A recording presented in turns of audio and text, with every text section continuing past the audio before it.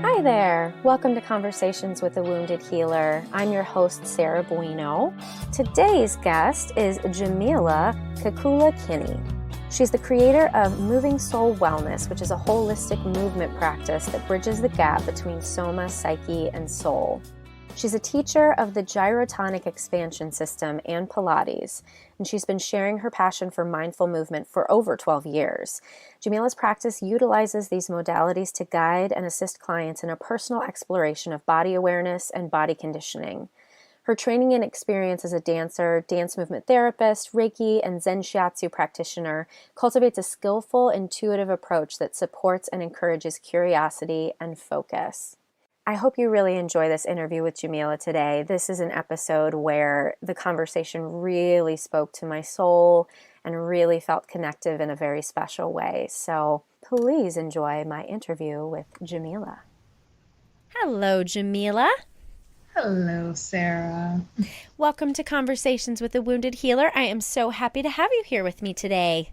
I am super excited to be here. Yay! Thank you. So why don't we start off with, you can tell the listeners who you are and what you do.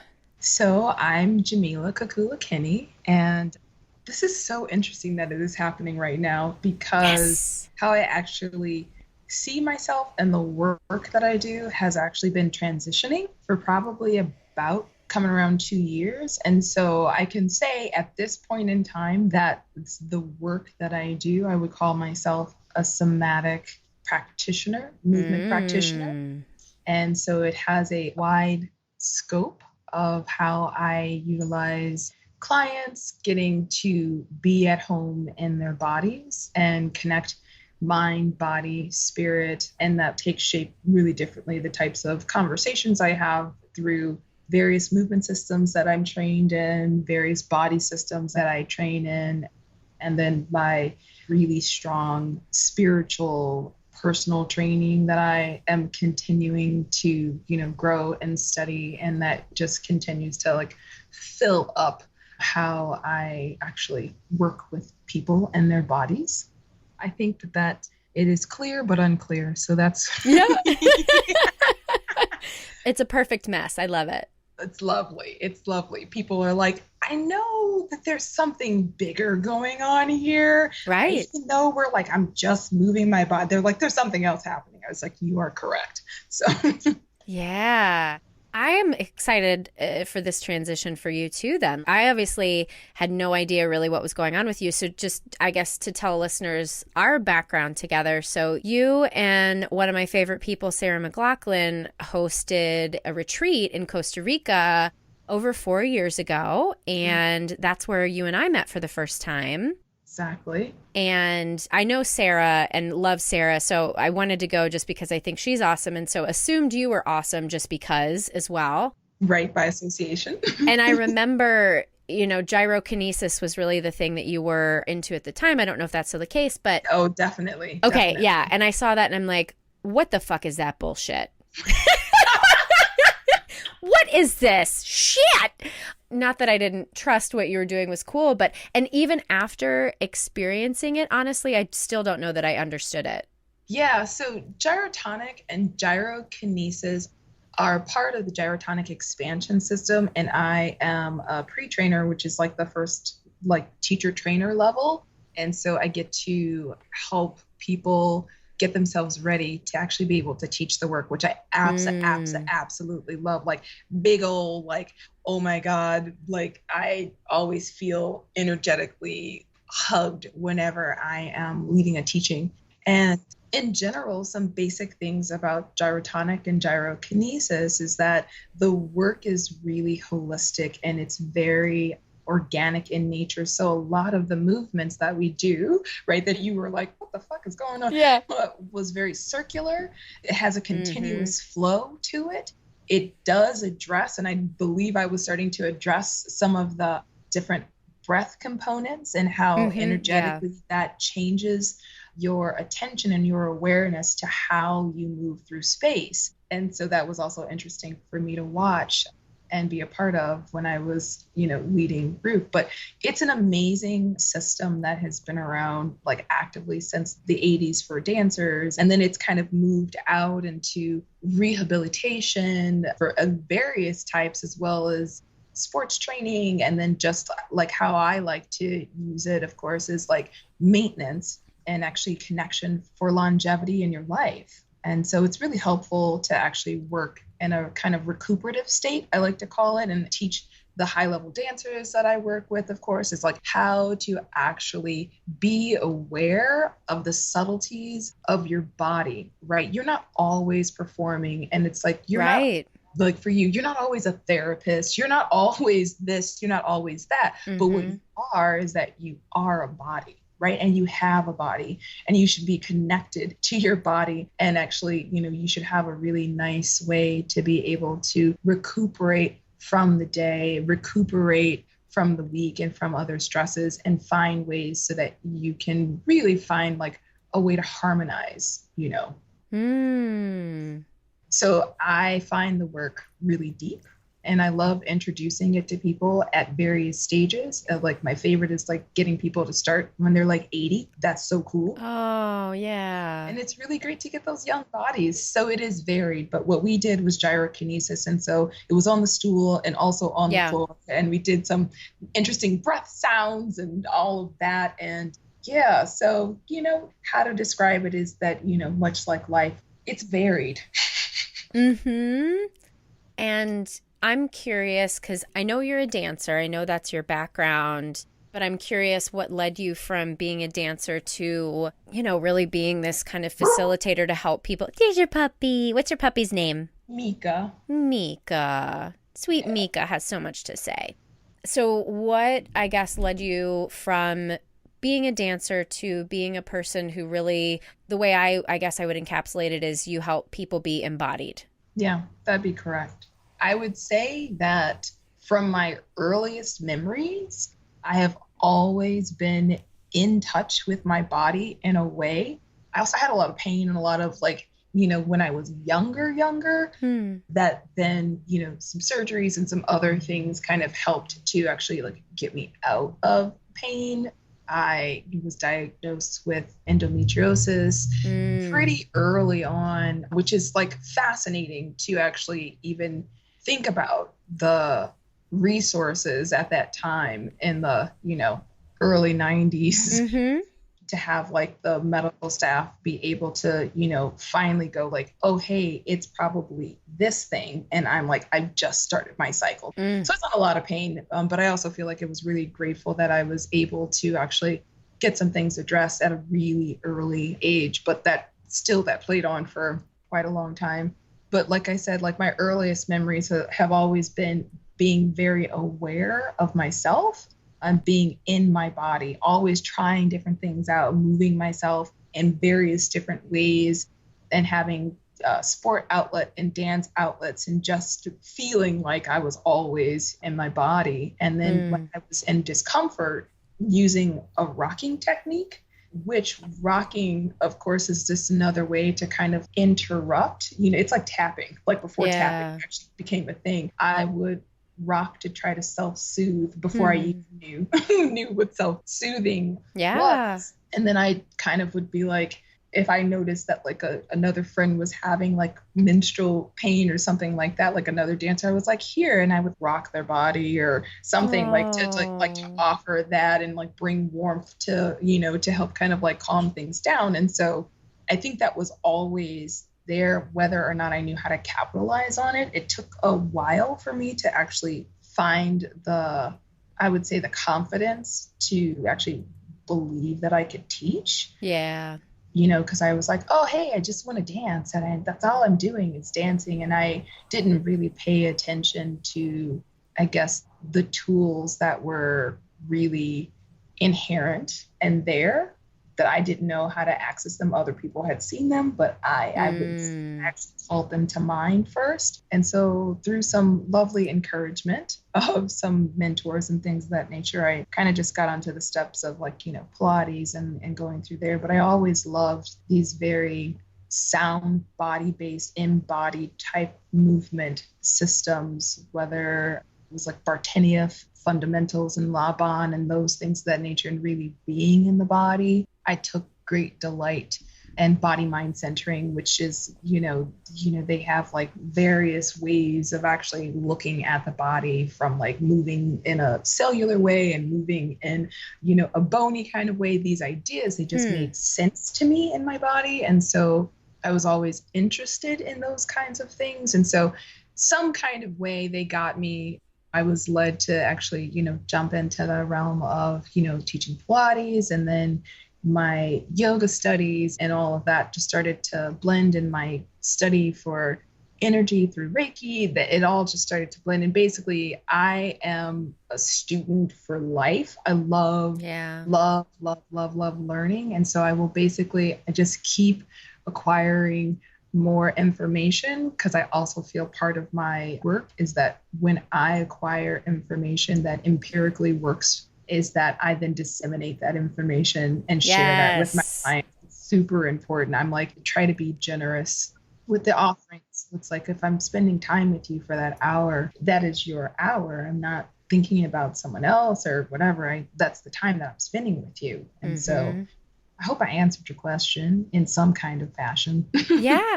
Well, what I'm really hearing is that this was a natural gift, and it maybe took an outside eye and a bit of a nudge for you to acknowledge that gift, but that this is really what you were supposed to do all along. Pretty much, I would say yes. And where I am in the stage of the game now is fully owning that. Yeah. And unsure of what that actually looks like, because I am doing so much shedding of thought forms, prior thought forms, negative thought forms, limiting thought forms, and actually like bringing them up and addressing them and writing letters to them and crying with them and giving them a voice and a seat at the table to actually like spend time with them, which is sometimes really depleting. So it's like, talk about going through it, not to mention like with all these retrogrades and everything happening, and Lord have mercy, since last year, it's like intense. It's like, your life is going to change. And I was like, oh my God, it's happening. My outlook is like, shit isn't always going well.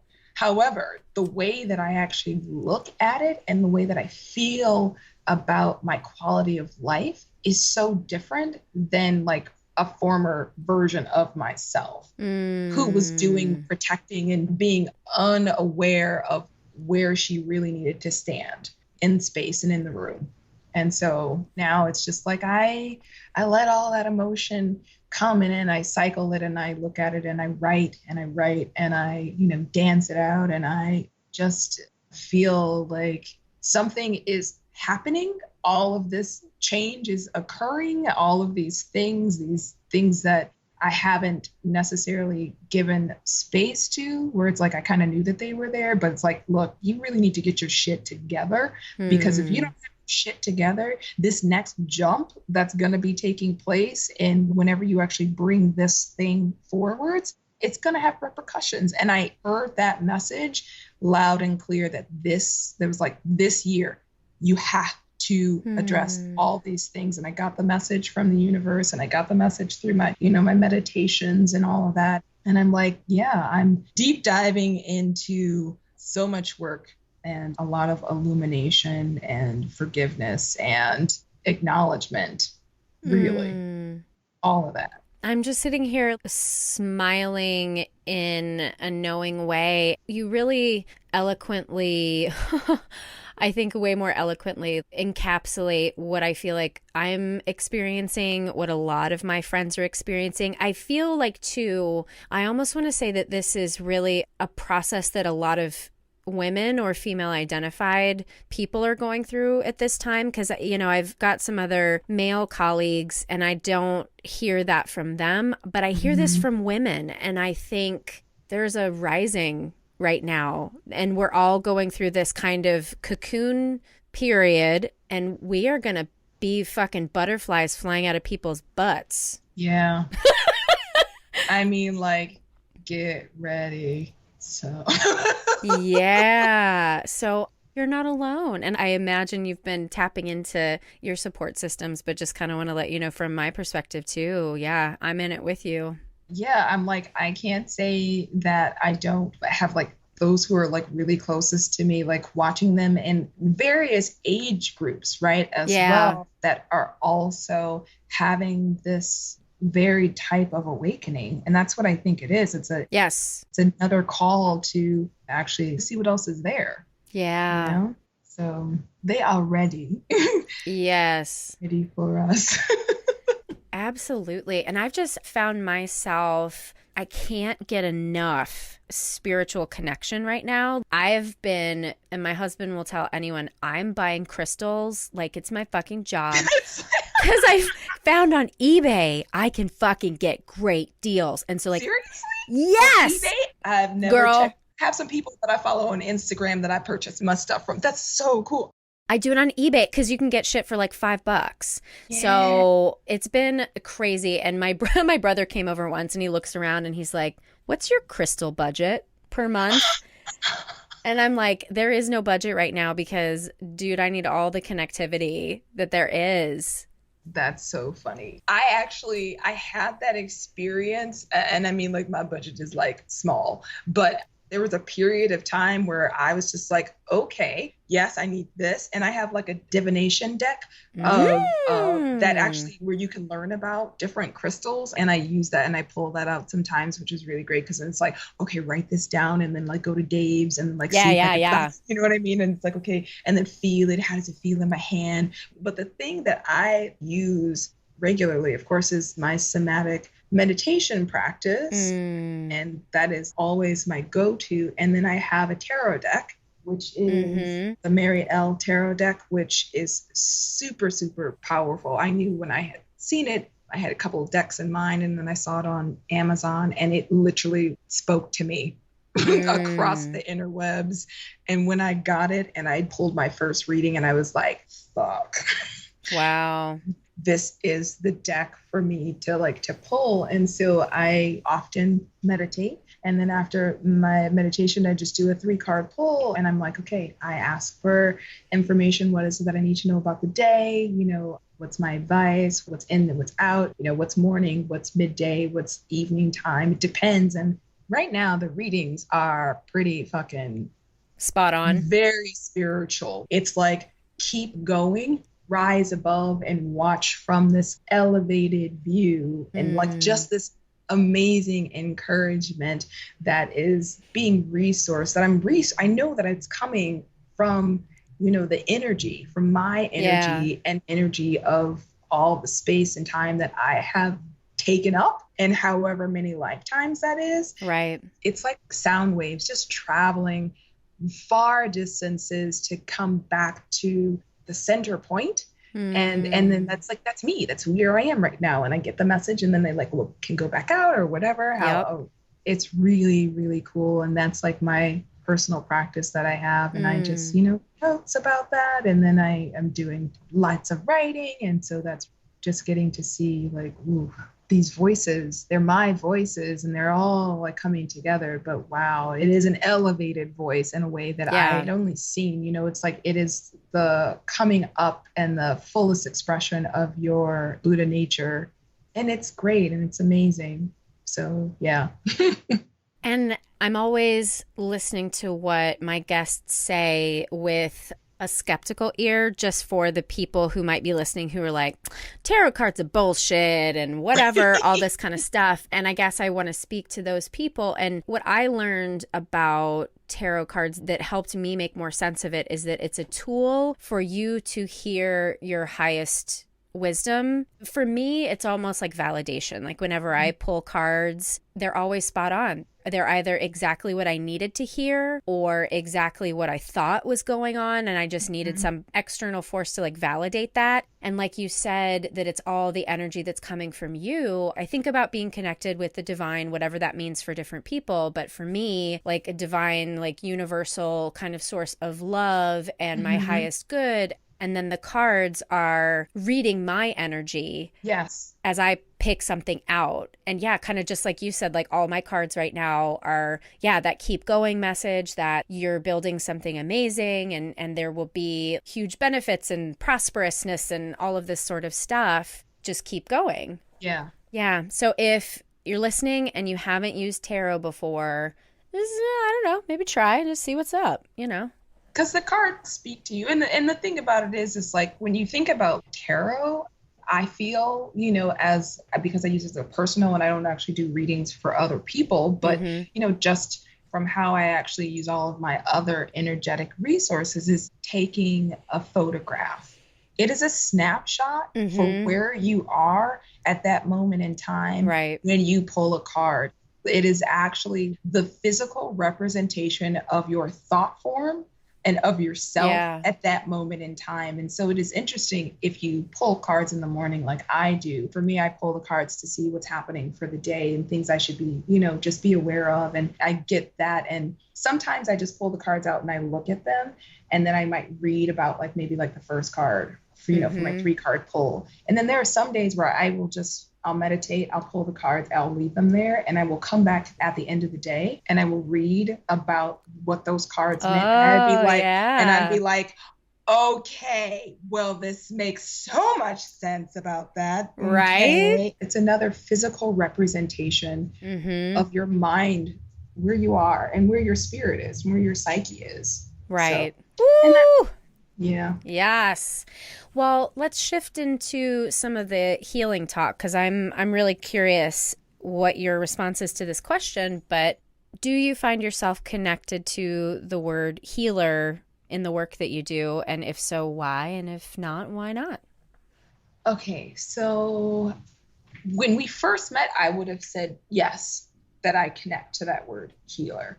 When I think about the word now, I would say I'm somewhere in the middle. It's kind of like a springboard for me because really I do believe that every single person has the capacity to actually work and repair and heal themselves, which is why I'm always be at home in your body. And I know that I'm always trying to guide people back to themselves. Part of it because it's a personal practice for myself when I have not had the confidence I needed to have to finish a task or head forward into something that I didn't want to do or things of that nature. It's like coming back and using yourself as a resource. And so I would not necessarily say now that I'm a healer, but I would lean more towards that I'm a guide, I'm an intermediary, I'm a mirror for some, but I am not healing anyone. I'm not healing anyone. That's the thing. Right. It's not happening. I am providing connection, and that's doing mentorship, or if I am leading a course, I am not healing anyone in that process. What I am doing is I'm opening myself up to be a conduit for the energy for that they can find themselves and renew themselves in that group setting or in that individual setting. So I feel like I'm really a guide. I understand that I have my own shit and so do you, but we all can do our work. And it's really great when we can get together and have it be 2 people or 4 people or 6 people in class or in a talk or something like that and offer the elevation of ourselves and our thoughts. So I wouldn't really call myself a healer because I'm not healing you. I don't want the idea of that power on me because this is me personally speaking. I feel that it takes away from the work that is a person's responsibility to do, is to show up for themselves, but I think that we need teachers and we need people who will always bring you back to yourself. It's funny, you answer very much like many people answer on this show before because there's the reluctance to, I guess, sign on for the baggage that might come with the word healer just based on people's own definitions of it. Oh, sure. And it's just semantics, but the way that I look at it is that is what healing does. I don't believe that, there's anyone who's necessarily like putting their hands on somebody and then like healing them. Mm-hmm. I think that even if someone does that, it's one's own body that does the work and one's own spirit and all of that sort of stuff. So it's just interesting how I think the word has been misused, and many of us are afraid to be lumped in with those sorts of people. That's so interesting. Like when you were starting to talk about that and about the word healing, is that I got an interesting image that came to me that was like, excuse me, we're all over here. We have these skill sets and we have this ability to tap into things, but please don't call us that. We just don't want the bright lights shining on us right now. Yeah. And that's really interesting that at that moment in time, you're like, so basically, we're all healers and we should just say that we're healers. And I totally hear that. So I'm going to change my answer. Well, I was not meaning to convince you. No, but it isn't convincing. It is ownership. And if I think about the work that it is that I do, and I think about the work that it is that we do, there is that aspect. So, okay, let me turn a light on and say, yes.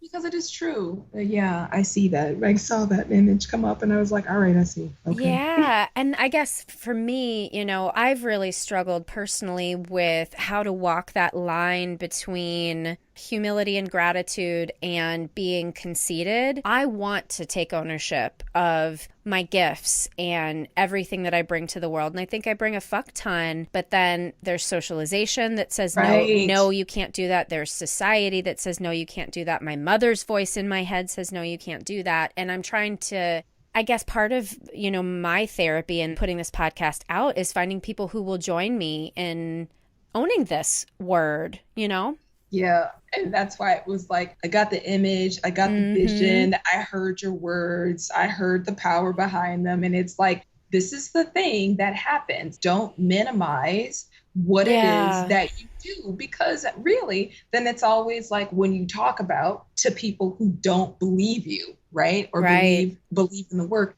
We kind of have a way of going about it where we minimize it because we're talking to people and we're trying to also talk to them from the outside, the way that they see us, versus talking from the inside, which is the way that we live. And so thank you for that, because all right. That's like, I get it. So yeah.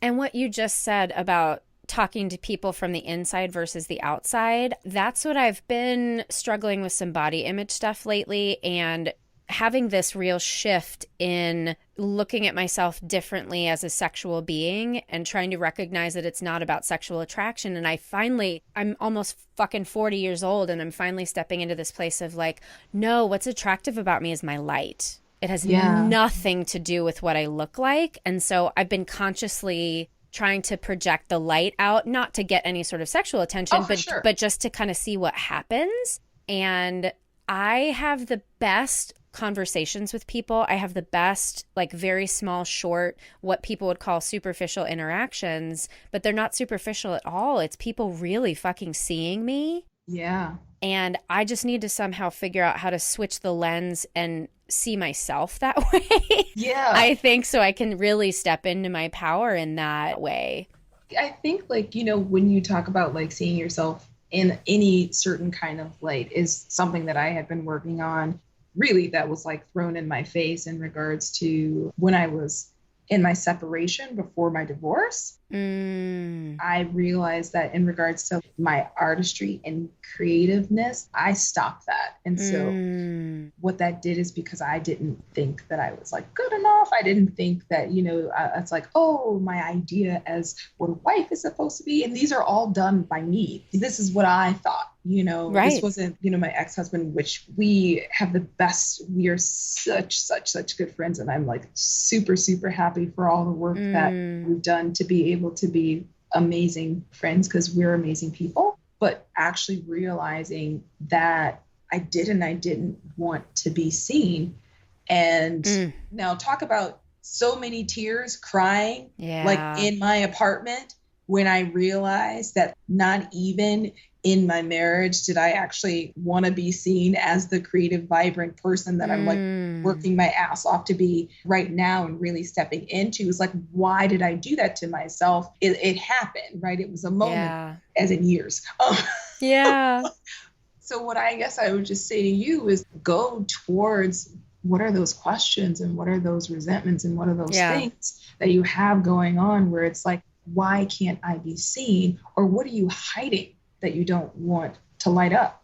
Well, it's funny that you asked that. I know the answer to the question. I have this very loud victim part of me that is what wants center stage. And there's such a comfort, a historical comfort in playing that victim role, because that's how people got attention in my family. Yeah. Is to be a martyr, to be a victim. And I was having this really intense experience last night. You know, I was crying and feeling like I'm not good enough, and I'm getting messages everywhere that I'm not good enough. And then, you know, thinking to myself, what do I want? What do I want? And I was like, I want someone to tell me that I'm doing great. And then I realized people are fucking telling me I'm doing great and I'm not taking it. Right. Like, that's my fucking victim shit getting in the way. And that piece, I guess I just need to be giving more love and really, like, at least letting that piece say its part. Yeah, girl, bake her ass a pie and let her sit down. Yeah, because she clearly has an agenda that is not being met right now. And she's getting in the way of me actually being able to fucking execute.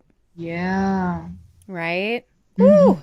So speaking of all of that, you kind of went right into the wounded healer part of this and talking about, you know, the ways that you've, I don't want to say suffered, because I feel like people who use the term suffering in Buddhism get it. And then in the psychotherapy world, we say that, you know, pain is inevitable, suffering is optional. So however you might use the term being in pain, but you talked about, you know, going through your divorce and that really shining a light on the work you needed to do. Yeah, I'm just curious, that word wounded and wounded healer, how that sits with you.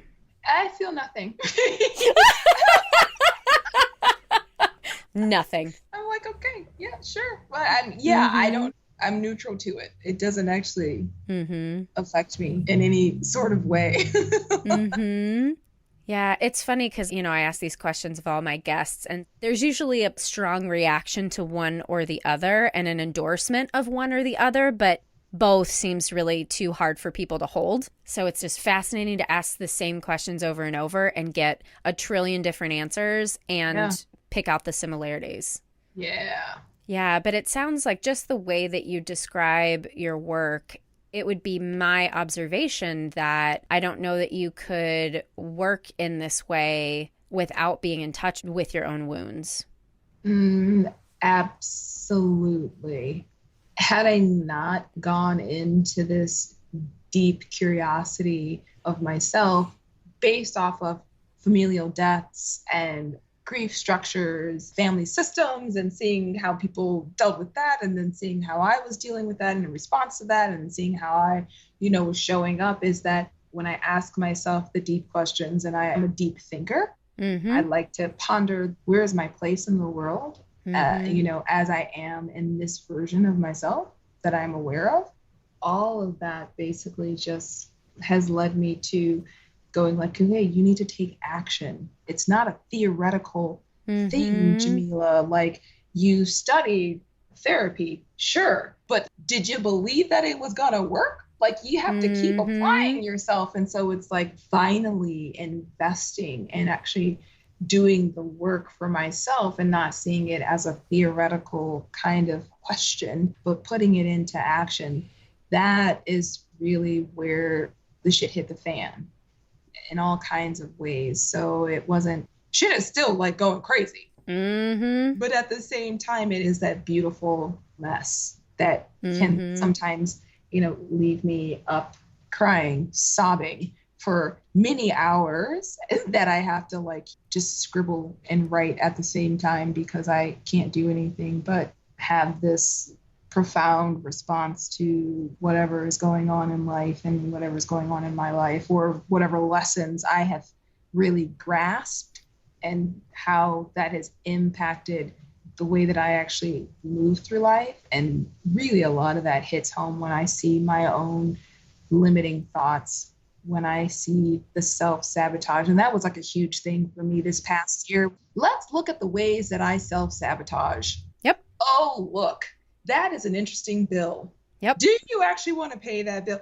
I don't know. Why did you not open that immediately? Now you're looking for that and whatever, and you got a phone call, or it's like, oh, you wanted to apply for something and then you waited until the very last minute. That was self-sabotage, and oh, you didn't go out, I mean, it was like incredible to actually see all these small ways that I was like self-sabotaging, and I was like, oh my God, this is crazy. It wasn't the big ones.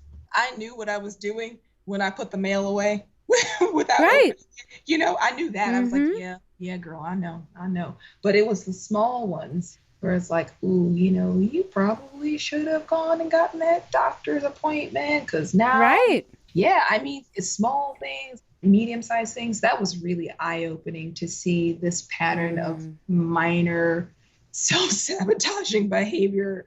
And it was like, stop being so rude. Stop being so rude to yourself. I love it. Like, just stop being so rude. Like, how is it that you can go around through, and I'm sure lots of other people have talked about this. It's like, how can you go around and call yourself a healer when you are going around fucking up your own shit? Like, I know. These are questions that we often ask ourselves and only talk about it in private.